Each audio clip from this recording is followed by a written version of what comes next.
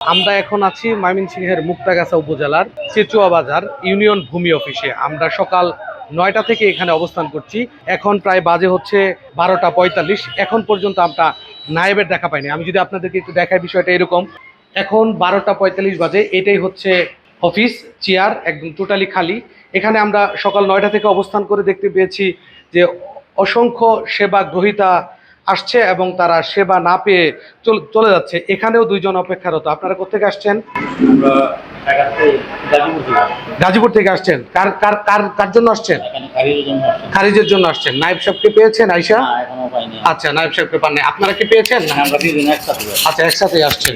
এখানে আসলে নায়েব সাহেবের কোনো উপস্থিতি সকাল 9টা থেকে 12টা 45 বাজে আমরা দেখতে পাইনি। আমরা অসংখ্য ভুক্তভোগীকে বাইরে অবস্থান করতে দেখছি এবং এখানে অফিসের কোনো কর্তৃপক্ষ বা কারোর সাথে কথা বলার কোনো সুযোগই হয়নি। আসসালামু আলাইকুম। আসসালামু আলাইকুম।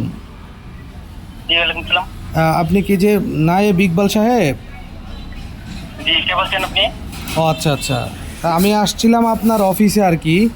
গণমাধ্যম করবি আপনি যেমনি কইতে তো মনে হচ্ছে বিশাল একটা কিছু। আপনি কই কথা শুরু বানাচ্ছেন কেন?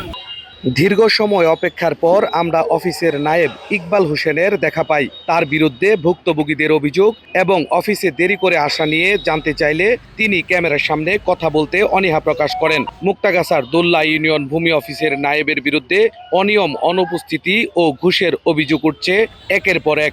সেবা না পেয়ে ভোগান্তিতে পড়ছেন সাধারণ মানুষ। দ্রুত তদন্ত করে ব্যবস্থা নেয়ার দাবি স্থানীয়দের। হুসাইন সুলভ, কালবেলা।